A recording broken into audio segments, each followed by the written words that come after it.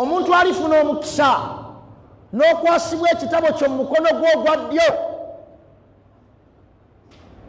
fahuwa fi ishati radiya oyo agenda kwesiima maaso ga Allah. Saba Allah tuteeke bagenda okufuna ebitabo byabwe mu mikono egya ddyo, mugenda kwesiima, gulibeera mukisa. Tetugenda va mu bbaliro nga tebatubaze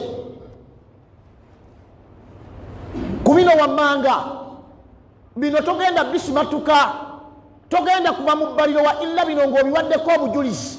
Ekisooka wumuruka obuwangazi bwo, wawangaala ng'otya. Mungu alyoka aleetanga ne Ramadhani. Bannange, Ramadhani mwezi gwa njawulo. Gwolaba Ramadhani bwe yakyusiza ensi, olaba Ramadhani bwe yakyusiza ensi, ensi yonna yakyuse.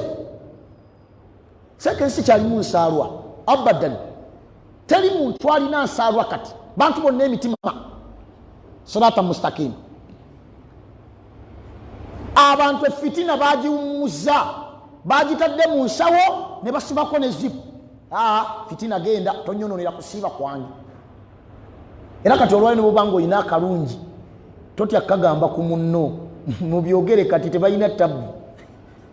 Nedduwa ze babasabira zijja kuba ziva ku ntobo za mitima gyabwe.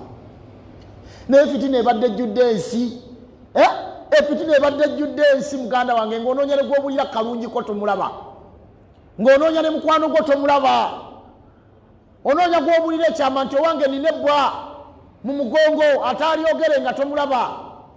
Naye olwaleero mu Ramadhani eno ne bubanga oyina ebbwa, gwe gamba nti waayi nina ebbwa erinnuma, ajja kugamba shafaaka Allah shifaan la yugadiru sakaman wala alama. Saba Allah akujjanjabe ya Rabbi, Allah akkiriza okusiiba kwaffe. Allah byonna byawummudde kye bayita Ramadhani.